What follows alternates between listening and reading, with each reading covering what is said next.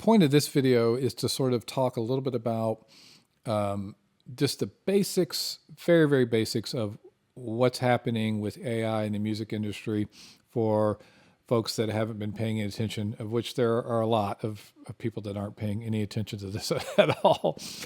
And then talk a little bit to musicians and talk a little bit to maybe AI creators. This is a fascinating subject I've been following as I look back, I realize I've been following this for several years, but my interest has re-peaked recently a couple of years ago with suno coming out and becoming a thing. And, I'm always interested to know what's happening with technology in the music industry. I'm somebody that really likes technology. I've always used it in its various forms. So, as a kid, I used early multi-track tape recorders. And not as soon as digital came out, but when digital came out, I was a little slow on that because the early digital systems were not very good. But I eventually, after trying using computers, this is in the 90s, maybe, I don't know, somewhere in there, about the 90s, trying to use computers to replace what I was currently using, I gave up on it, and I went to a different digital system, ADATs, and then eventually got into using computers and DAWs, of course, early aughts, somewhere in there. But the point is, I like technology, been using technology for a long time, and this is just another technology.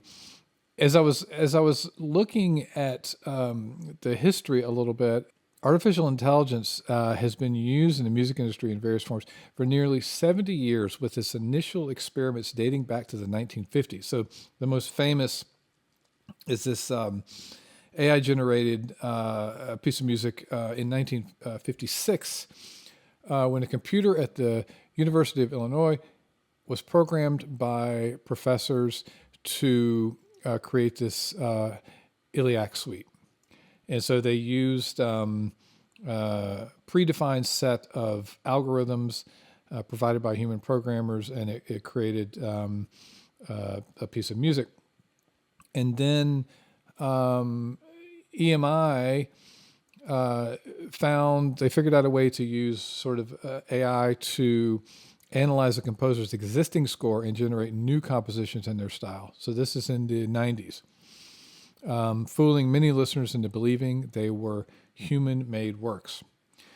And let's see, next we've got in the 2000s, there's talk about machine learning with neural networks, and then AI as an assistant. The first sort of public-facing version was something that some of you may be aware of, called JukeDeck, which was launched in 2015, which allowed users to generate royalty-free music for videos demonstrating AI's growing practical use in content creation. So it goes on from there, but the point is, this is a technology that's been around for a while, and also a couple other things that we've been using AI for all of us have been using AI for a long time without realizing it. In some of these apps like Shazam, that find music based on listening to it. That's we probably all have some version of that on our phone. There's a few of them out there. That's AI technology. I think of AI as kind of just a glorified search engine, and that's essentially what it is. But here's kind of the main difference.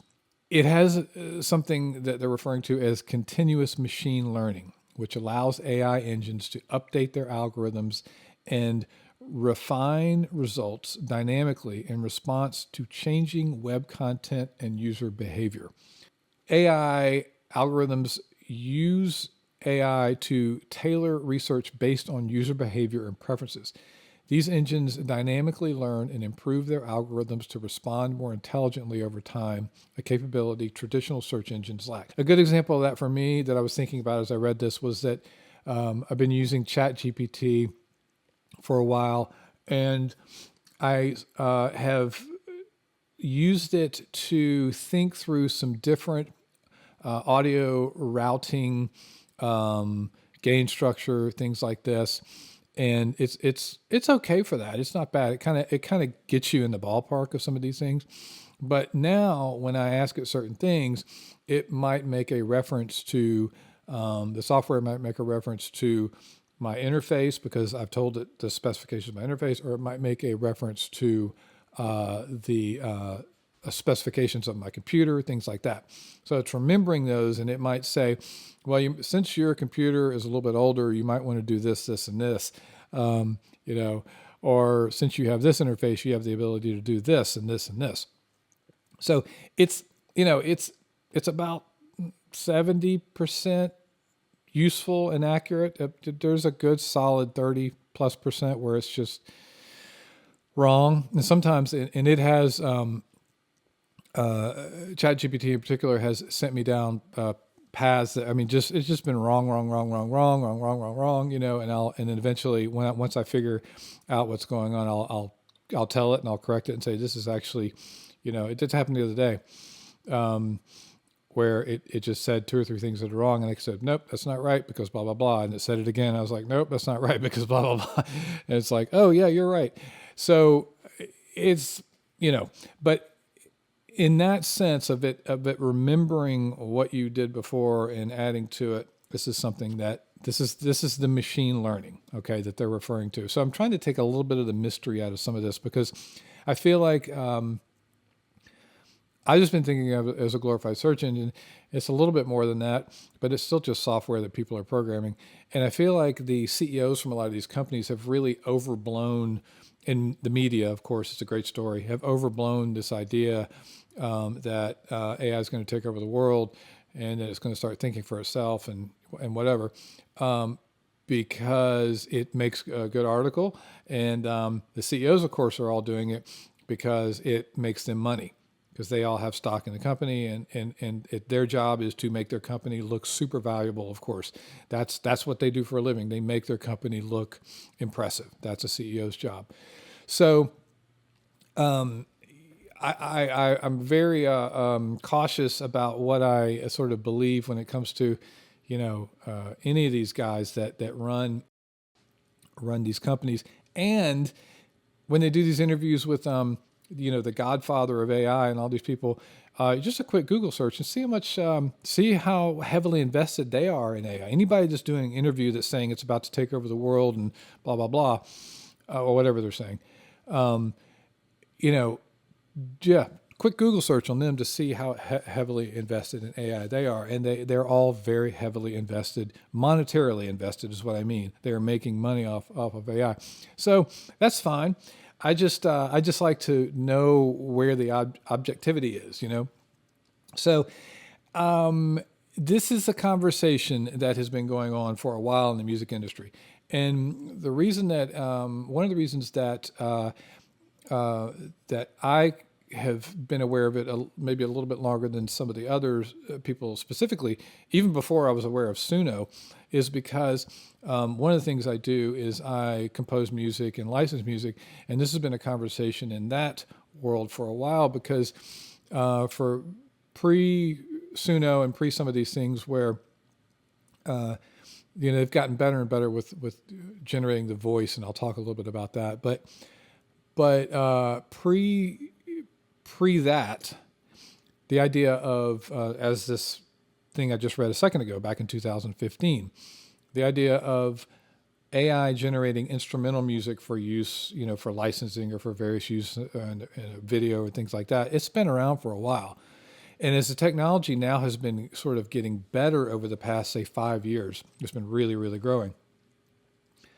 People in the licensing industry, composers in particular, music producers, are now, they're really aware of it and starting to talk about it. So a lot of the groups that I travel in, so to speak, the videos that I watch and some of the things that I'm aware of, there's a lot of talk about this for producers, for musicians, for songwriters, for music composers, for people who write for music licensing, all these things. So that's one of the reasons why I've been following it so closely for a while, is because of that whole conversation, and then now with Suno being in the news so much and various things happening. The legality of it, I'm not going to try to get too much into today, because I'm going to keep this kind of short. But it's changing so rapidly. There's a recent development that just happened between Suno and Warner Brothers, which basically says we're going to work together. And the upside to that seems to be that maybe now Suno will be a little bit on a leash, where they won't just be randomly scraping the internet. And one of the big issues with what they've been doing is they've been just using anything and everything, including Warner Brothers and Warner Brothers music and Sony's music and all these other companies, that people that can afford to sue them, but also probably your music and everybody else's music. They've been using that music to train their AI. So they're basically without paying anybody, they've taken the music and they've taken your song and they've put it into AI and said, make something like this. And so that's a legal issue. And that's something that a lot of people are very angry about, and rightfully so, because their music has been stolen. So that's one issue. And so the idea of them now having this deal with starting with Warner Brothers and maybe others, is the idea that now they're going to have access to all these catalogs under a more controlled environment, where maybe they won't just be randomly stealing as much as they have been in the past. Similar lawsuit happened not too long ago with ChatGPT, and they lost it. I mean, they were basically using copyrighted material such as books and things like that to generate their material, and so they then had to pay up for that. So at this point, I'm just sort of trying to give us context as to what's been going on a little bit in the industry for those that haven't been following. And when I laughed earlier and said, lots of people have not been following this, I'm just saying that a lot of my friends that are musicians aren't even really paying attention to this. And I don't mean this in a way like they should be following this. I mean, I'm just basically saying it's inconsequential to them at this point. A lot of my students that play instruments, they're not really keeping up much with this. The only people that are really paying attention to this are, I have a little bit of a stake in it because of what I said previously. I am interested in also in how this may affect future of education, in terms of music education and things like that. And let me just also say that when I said earlier that we had all been using things like SoundHound and those and Shazam and those apps. Another thing that's happening with AI in terms of for all of us that use computers to help us record music, is that AI tools have been increasingly integrated into our plugins and software for a while now. So one example I've seen of this pretty past year or two is some software called Ozone, which is a mastering software, and what it does, they have a specific AI model in there that listens to your music when you're mastering, listens to your music, and it will then, either based on a couple of factors, either based on just what it's hearing and its training, it will then spit out what it thinks the genre is of your piece, but also a mastering suite of plugins with levels preset. So it masters your music. You can also put in something to compare it to. So you can say, I want it to kind of sound like this, and then it's supposed to take that and then make yours similar in terms of, compression, equalization, all these kinds of things, levels and things like that. So that's just one example of many, again, this AI idea, it's such a buzzword right now, but as I started with, it's been something that's been in technology since the 50s, apparently. So it's something that's increasingly being integrated into, a lot of the plugins that I use and things that I see, there's various AI versions. You can turn them off, you can turn them on. A lot of times it's probably running in the background and you may not even be aware of it. So it is kind of everywhere. The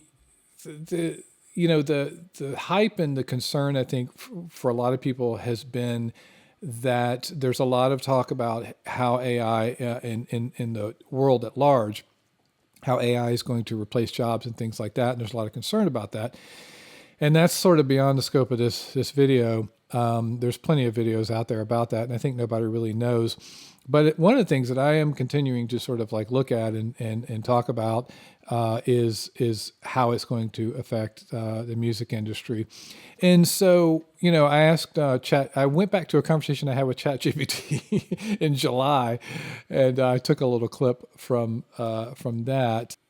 Emotional intuition and cultural context. Okay, so this is after a long conversation of like, is it going to replace musicians? Is it going to replace this, that, and the other, and blah, blah, blah. ChatGPT says this is what it came up with based on its programming from other humans and, skimming the internet. Human composers draw on personal experience, cultural history, pain, joy, and nuance in ways that AI cannot. AI imitates patterns but doesn't understand why we write protest songs or lullabies. Authentic storytelling. A song like All I Need by Radiohead or Beethoven's Fifth Symphony express more than harmony. It conveys a worldview, a sense of urgency or yearning. AI can mimic aesthetics, but not the inner life that inspires them. 3, innovation through rebellion. Humans don't just follow rules, we break them. And I don't know if that's a programming error or, I don't think it's anything too sinister, but it says we break them. AI models are trained on existing data, so they're often limited by the past. True originality often emerges from intentionally ignoring convention, not following it. I think that's a really good point I think that last one about that true originality often emerges from intentionally ignoring convention, whereas all AI can really do is sort of like warp what it already knows, basically, which I don't know if that's going to change in the future. And then the current and future role of AI in music, the likely future, it says, as an assistant is very likely and useful. And this is based on some previous things we had talked about. This is kind of a summation.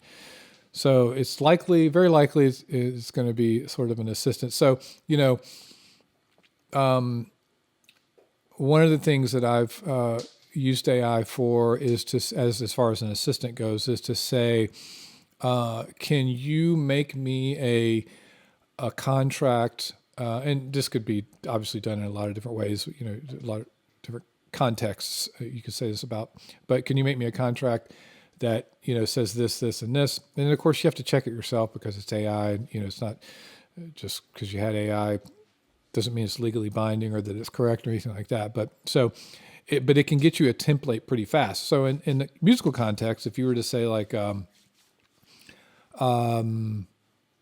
you give me a basic pop chord progression, in the key of C that's, blah, blah, blah, blah, blah. And then it can kind of spit out a sort of a framework or a template, and then you could maybe work from there.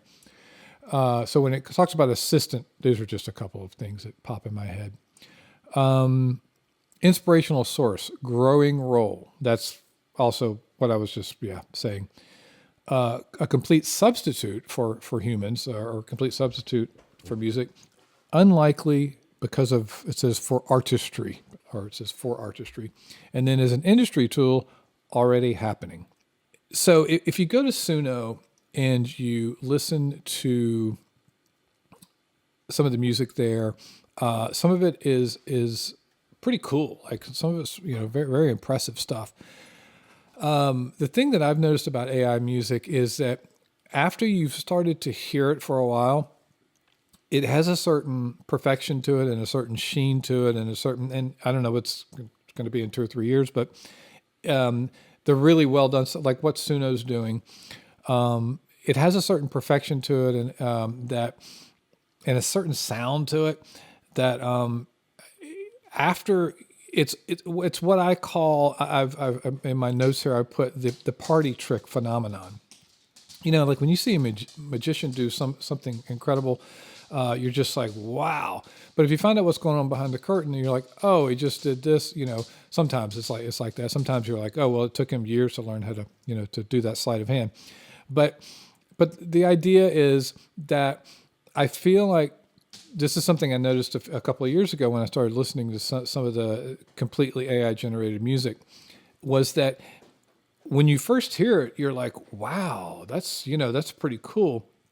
But then as you continue to listen, let's say to that one song, or even go on to the next song by the same AI artist, the sheen starts to wear off, meaning it kind of starts to sound the same. And someone could boil this down to just variation and say, okay, well then they just need to program in more variation and that'll go away. And maybe, you know, that's possible. But this is what I've noticed so far. It's just that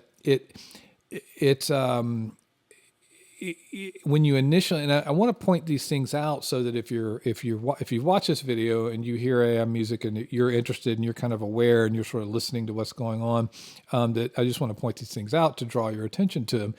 And that is that if you hear some amazing AI song, if possible, if you're interested in this, if that AI artist or whatever, the person that's, you know, that this AI creation, if they've created, say, 2 or 3 or 4 songs from that same, those same prompts, then listen to the second and third song as well, because what you'll start to notice is it kind of all starts to sound the same, because there's a handful of like little tricks that they're pulling from. I heard something today that maybe I'll talk about in this video or maybe another video, but where it was an AI generated a commercial for an AI generated film, and I realized like immediately that the voiceover, the graphics, and the music were all AI generated. And I put on my headphones. I had to really listen. I was curious whether the voice was AI generated, because one of the things they're doing now is they're interjecting little imperfections into the voice to make it sound more real, to make it sound more human. Suno, you can famously hear this with the best thing that they do on Suno is they have the female voice, and there's a lot of airy, you know, and just breaths and stuff like that. And it really sells the female voice, you know, probably particularly to males. But you hear all these these breathy things, and they've made them all very, very breathy. And that's the thing that I think that Suno has done the best, is the other thing they do is they'll do a lot of little, you know, little runs like that, you know, to make it sound more, because that's a human thing, you know. So those are the things. They have really focused a lot on the voice in Suno. And earlier I was going through and checking out the latest model, version 5 of Suno, and just listening to some of the stuff being put out. And I was going to maybe play some of it today, and I don't know if I'll get to it because this video is going to be too long. But that brings me to, this brings me to my main point about this video, and that is that, and about AI music in general, is something I've been saying for a while, and it relates to the party trick phenomenon. And that is that the initial wow factor party trick is cool, but is when you start to hear it repeatedly, it really wears off really, really quickly. Whereas oftentimes with a human artist, you realize like you go from one song to another, and like one song is like a life story. You know, it's a part of their life, and then you go to another song, and it's about this other thing that happened to that person, and you go to another song, and it's like an uplifting thing about this great thing that happened to him or whatever. The party trick part of it is that it's not a human that's doing any of it. They've trained it on human models, and then the software is spitting it out. My analogy for this is this I always think of parkour too, but like, you know, if AI makes a cool like parkour video with people running around doing parkour, if you see it and you're like, well, that's just a computer just spit that out. That's not. But if you see a human doing parkour, you're like, man, wow, I wish I could do that. You know, it's so cool. Like, how long did it take them to learn how to do that? So I was thinking today about this film that I saw at Sundance called Man on Wire. It was was picked up at Sundance and later released. There's a documentary about this French cat in the 70s, and he got interested in. It's a great documentary. I think it's on Netflix. Last time I checked, if you want to watch it. And it was a reenactment documentary. You know what I mean? It just tells you the story, but in the 70s, this guy was interested in high wire, walking on wires, and got interested in it, kept practicing and doing it. And so where he landed at the end was he managed to, there's a whole story and drama behind how this all came about, as you can imagine. But he managed to get a walking wire from one World Trade Center building to another World Trade Center building and walked across. So unbelievable human feat, right? So this high wire idea, this unbelievable human feat.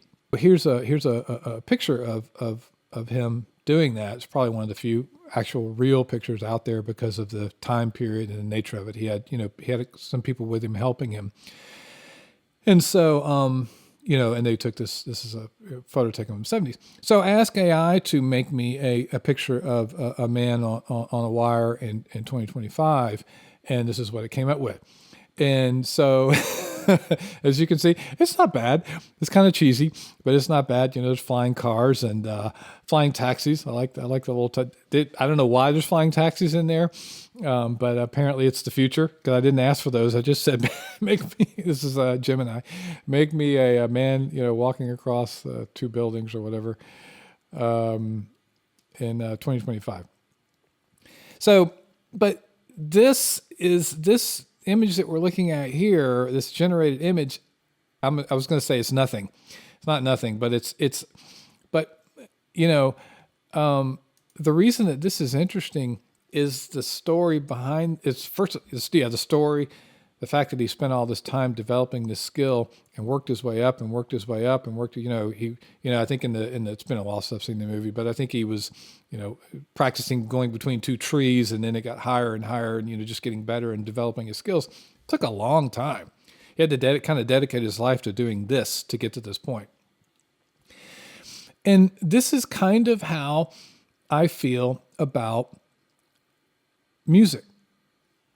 To get to the point, the reason that it's so interesting, or we get wowed when we read a great book, or when we see a film or painting that moves us, or hear a song that moves us, is because it's a tightrope act. When you go and you see a band on stage and they're all playing their instruments, I can tell you it is a tightrope act. I mean, they're well practiced, but when you're on stage and you're particularly when you're playing at the edge of your ability, or it's to get all these people in synchronization and play consistently every night. It just takes years and years of practice, and even then, it's a high tightrope act, basically. So, and that's what I think of. The reason that we're interested in music, and the reason that we're fascinated by music, and the reason that we're, when we go and see music live and when we hear a song that we connect with, is because it's another human doing it. But if we just have a computer prompt, if we say, hey, can you make me a band that's playing on stage, and, make me a video with a band they're playing on stage, or a talking baby or whatever, I feel like the party trick of that is going to wear off. And I can also tell you that as somebody who's keeping track of this, and, the generation now that's in their teens and 20s, they have zero interest in AI music. And the ones that I know, and I might have a biased opinion because a lot of them are musicians and things like that, but they are going to concerts and buying albums, and they are interested in music and interested in people. All this stuff I'm talking about, it's not even really. Now, if you're on TikTok or something like that, or the people that are that age that are on TikTok, they're acutely aware of when something is comes up AI visually. And I think music is going to go the same direction, because they've seen it so many times, right? And AI visuals, even when they get better than they are now, it's still going to be apparent. But I think that AI music is going to be the same kind of thing. I think it's going to be an interesting tool, but I think at some point, this whole thing that's happening right now is going to die down. And I think we're going to figure out how to integrate it into the industry. But this idea of it, and will it ever, this idea of it replacing is what I was going to say, replacing humans. It's impossible to say, a lot of that's going to boil down to budget, but I think the current generations right now, I think are people that are in the industry and people that are the next generation of young people that are coming up. I think the answer is no. I think they're not interested in it. But there are also young people that are coming up that are going to school and studying computer technology so that they can go and program AI. So I don't mean to just present it as one-sided bias coming from the standpoint of a musician. There's both those. Let's see. I wanted to talk about one or two other things, and we're going to get out of here. I did want to point this out because to me, this is like, I don't know, it's just astounding. And this clip, if you've been following along with Suno and AI music, you've seen this clip. You can skip over it if you want. It just makes me laugh. This whole interview, this is from an hour and a half interview here or so. And there's several other interesting points in there. One where he admits that they were sort of taking from copyrighted material to train their, without paying anybody, which is why Suno was sued. This is from 10 months ago, so this is pre-lawsuit. But let's just watch this. It's not really enjoyable to make music now. People enjoy Why did you say that? It takes a lot of time. It takes a lot of practice. You need to get really good at an instrument or really good at a piece of production software. I think the majority of people don't enjoy the majority of the time they spend making music. That's not Do you true. not think that's like running? It is hard.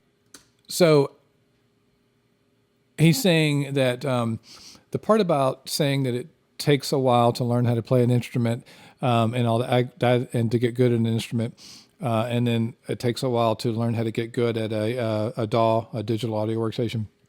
That is true. But then to extrapolate from that the majority of the people don't enjoy that time they're doing it.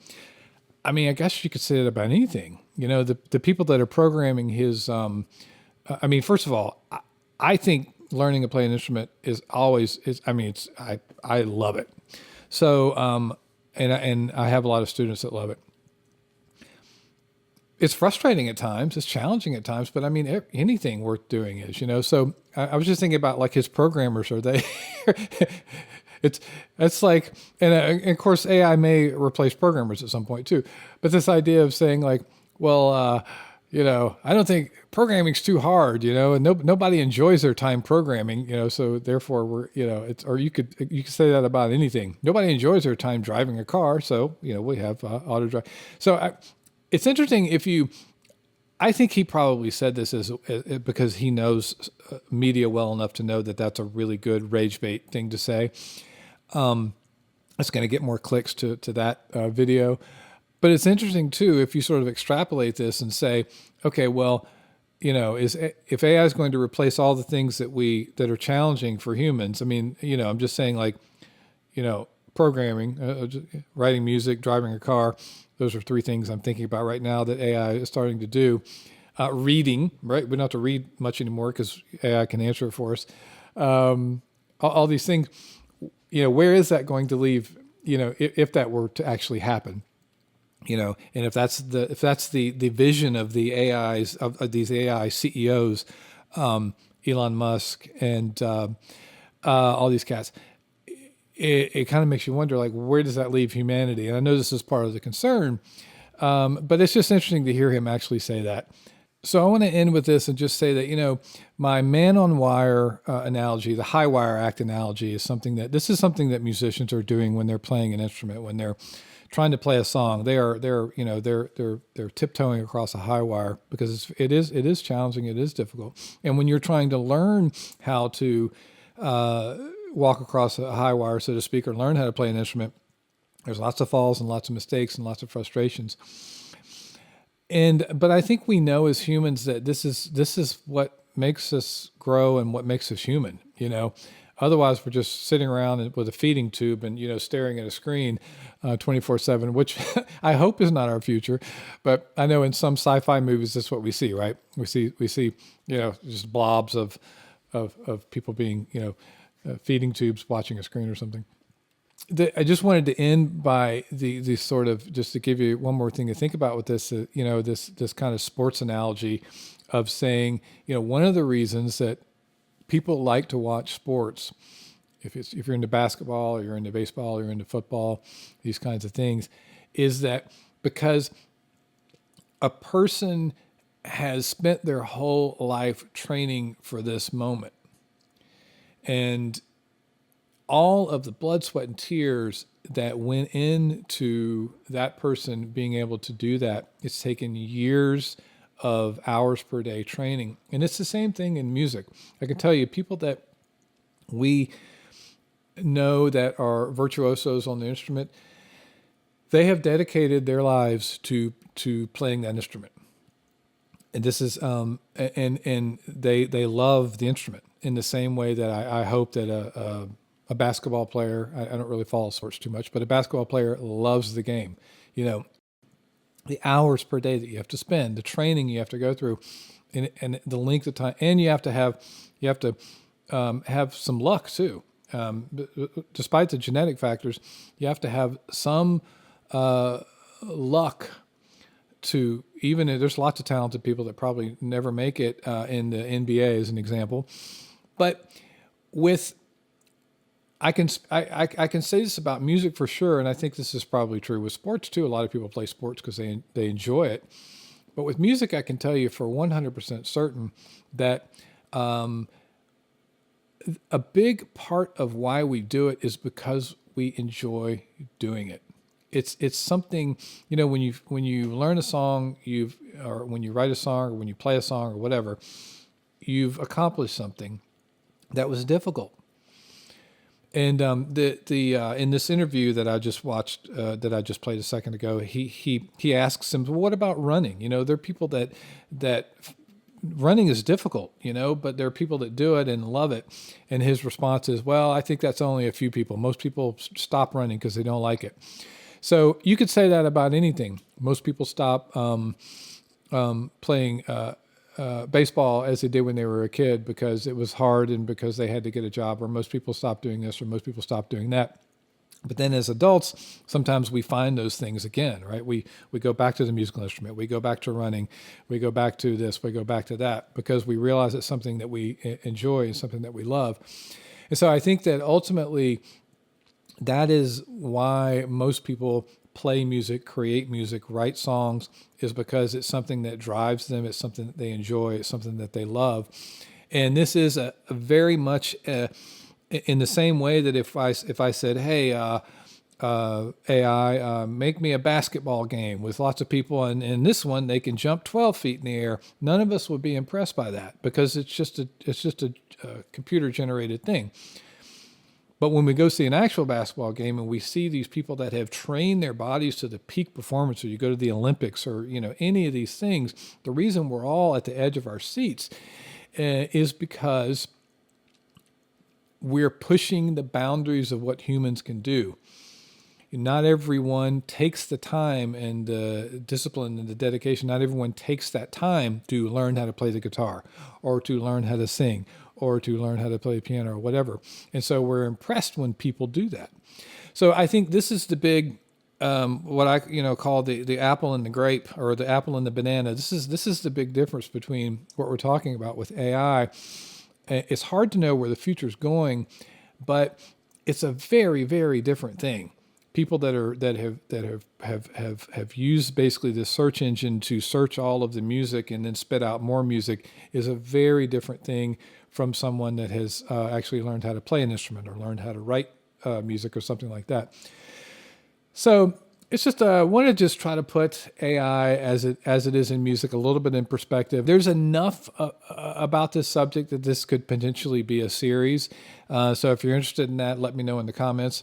I don't know if I'm going to do that or not. This might just be a one-off, but I really wanted to just talk about it a little bit because it's a subject that has been very concerning to a lot of people in music. And then also I've noticed a subject that some people that just play music know nothing about. They're not paying any attention to it other than maybe having heard some cool cover that an AI did of some, that's the thing that's floating around right now. I'm sure you've got one in your email. So anyway, I hope you enjoyed this video. And if you like it, hit the subscribe button and I'll talk to you soon.